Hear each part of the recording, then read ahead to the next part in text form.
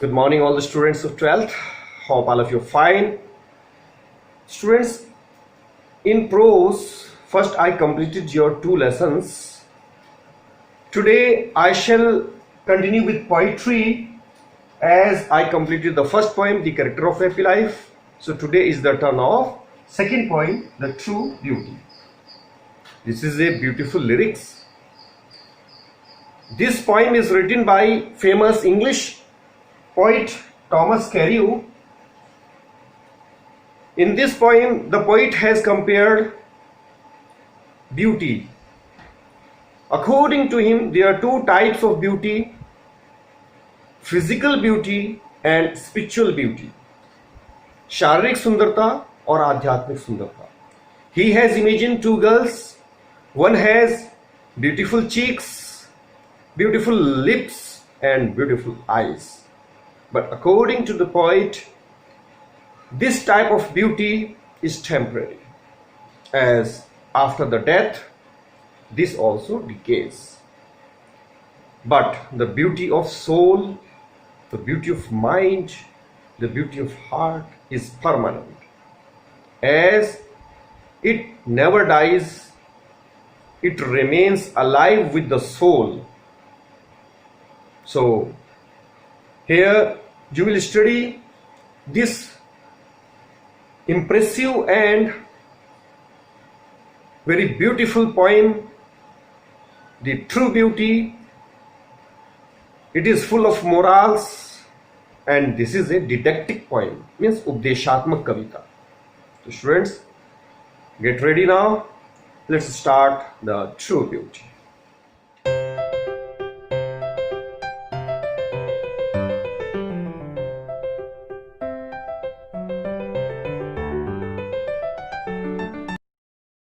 In this poem, in the first stanza, the poet says, "He that loves a rosy cheek or a coral lip admires, or from star-like eyes doth seek fuel to maintain his fires. As all time makes these decay, so his flames must waste away."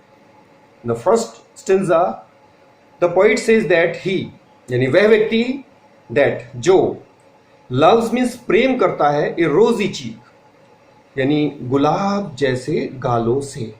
रोजी, this word is made of रोज, जिसका मतलब गुलाब होता है, यानी गुलाब के जैसे. और या ए कोरल लिप. कोरल, देखिए, कोरल मीन्स मूंगा, जो अंगूठी में पहना जाता है. ये एक नग होता है. इसकी बहुत सी विशेषताएं होती हैं. इसका जो कलर होता है वो रेड होता है, और मूंगा अंगूठी में पहनने वाले व्यक्ति के साथ कभी भी कोई अनहोनी नहीं होती है और बहुत सी बीमारियां भी दूर हो जाती हैं. तो इसका मूंगे का जो इस्तेमाल है वो एस्ट्रोलॉजर्स करते हैं. तो मूंगा, यहाँ पे मूंगे का जो यूज़ किया गया है वो उसका कलर, जो ओरिजिनल कलर होता है वो बताने के लिए. तो उसका जो कलर होता है वो रेड होता है. तो यहाँ पे लिप्स की तुलना मूंगे से की गई है, यानी मूंगे जैसे होठों की एडमायर्स मीन्स प्रशंसा करना, प्रेज.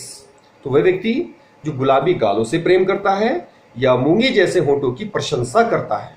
और फ्रॉम स्टार लाइक आईज, या तारों जैसी आंखों वाली, यानी जो स्टार्स होते हैं उनकी विशेषता क्या होती है? टिमटिमाते रहते हैं. तो उनमें चमक बहुत होती है, और आंखों में अगर चमक होती है तो वो आंखें बड़ी सुंदर लगती हैं.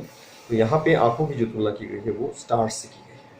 तो तारों जैसी आंखों वाली, आंखों में डथ सीक, डथ का मतलब डज.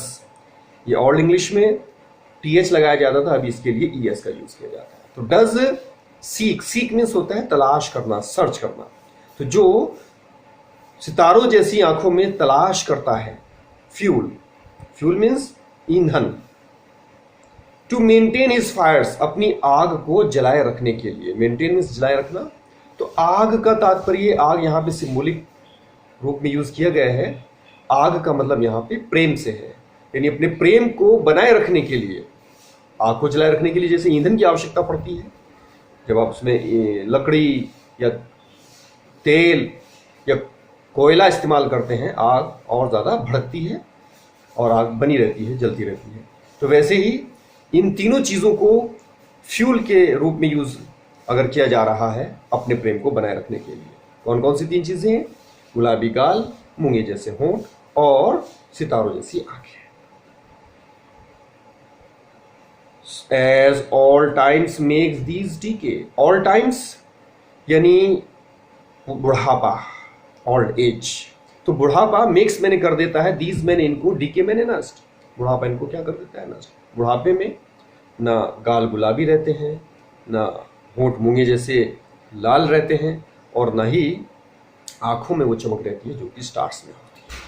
तो बुढ़ापा जब इनको क्या कर देता है? नष्ट कर देता है। So his flames must waste away. तो इसी प्रकार उसकी जो फ्लेम्स हैं यानी आग है या ज्वाला है वो वेस्ट अवे, बुझ जाती है, अर्थात उसका प्रेम खत्म हो जाता है। तो स्टूडेंट्स, इस तरह से ये 6 लाइन का एक जो स्टेंजा है, इसमें पोइट ने फिजिकल ब्यूटी का वर्णन किया है और ये सिद्ध किया है कि ये टेम्पररी होती है, क्योंकि बुढ़ापा सबको आता है और जब बुढ़ापा आ जाता है तो सब फिजिकल जो चार्म होता है, फिजिकल जो ब्यूटी होती है वो नष्ट हो जाती है। आप इसमें देखिए, पहले तो आप इसमें राइमिंग वर्ड्स देखिए, cheek, seek, admires, fires, decay away. तो इस तरह से फर्स्ट लाइन थर्ड लाइन से, सेकेंड लाइन फोर्थ से और फिफ्थ और सिक्स दोनों आपस में ये राइमिंग वर्ड्स हैं। जहां तक फिगर्स ऑफ स्पीच का सवाल है तो इसमें रोजी चीक, आप गैस कीजिए, गुलाबों की तुलना रोज से की जा रही है। तुलना वाला कौन सा होता है? Yes, metaphor. सेकेंड लाइन में कोरल लिप्स, होंठों की तुलना किससे की जा रही है? मूंगे से। तो here is also metaphor. In the third line star like eyes, इसमें भी तुलना की जा रही है, आंखों की तुलना सितारों से की जा रही है, लेकिन यहां पे लाइक वर्ड यूज कर दिया गया है तो इसलिए यहां पर सिंगली का यूज हुआ है। इसी तरह से फिफ्थ लाइन में all time makes these decay, तो ऑल टाइम जो यूज किया जा रहा है एक व्यक्ति के रूप में यूज किया जा रहा है। टाइम को ऐसे दिखाया जा रहा है जैसे कि कोई व्यक्ति हो, क्योंकि नष्ट करने का कार्य इंसान का होता है, इंसान ही किसी चीज को बनाता है या नष्ट करता है। तो क्योंकि कोई निर्जीव वस्तु जो होती है वो ना तो कुछ बनाती और ना ही वो नष्ट कर सकती, तो यहां पर ऑल टाइम को व्यक्ति के रूप में दिखाया जा रहा है। तो here is the use of personification. तो this was the first stanza of the poem, the true beauty. Now come to second stanza. Second stanza. But a smooth and steadfast mind, gentle thoughts and calm desires, hearts with equal love combined, kindle never dying fires. Where these are not, I despise lovely cheeks or lips or eyes. Students, in 6 lines में spiritual beauty का वर्णन किया गया है। The poet says that smooth and steadfast mind. Smooth, कोमल। तो कोमल and steadfast means determined यानी दृढ़। तो ऐसा मन, माइंड मीन्स मन, ऐसा मन जो कोमल है, कोमलता से भरा हुआ है और दृढ़ता से भरा हुआ है। चंचलता नहीं है, दृढ़ता है। जेंटल थॉट्स, और विचार कैसे हैं? सज्जनता वाले। एंड काम डिजायर्स, और इच्छाएं कैसी हैं? शांत। Hearts with equal love combined, और हृदय कैसा है? जिसमें सबके लिए समान रूप से प्यार भरा हुआ है, यानी सभी व्यक्तियों के प्रति प्रेम है हृदय में किसी के प्रति घृणा या नफरत नहीं है। तो जहां पर ये 4 चीजें, मन कैसा होना चाहिए? स्मूथ और स्टेडफास्ट, यानी कोमलता से भरा हुआ और दृढ़ता से भरा हुआ। विचार कैसे होने चाहिए? सज्जनता वाले, और इच्छाएं कैसी होनी चाहिए? शांत। और हृदय कैसा?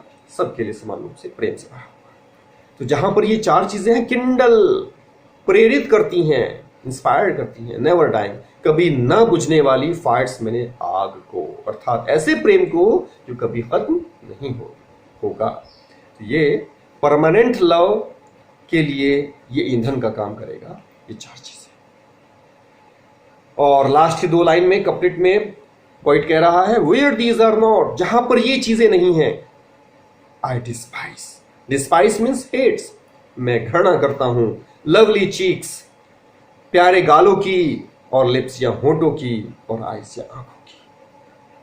तो इस तरह से लास्ट की ये जो 2 लाइन्स हैं, इसमें पोइट ने फिजिकल ब्यूटी से घृणा बताई है, घृणा उसने अपनी एक्सपोज की है, और स्पिरिचुअल लव से वो बहुत प्रेम करता है। क्योंकि स्पिरिचुअल लव जो होता है, स्पिरिचुअल ब्यूटी जो होती है वो परमानेंट होती है।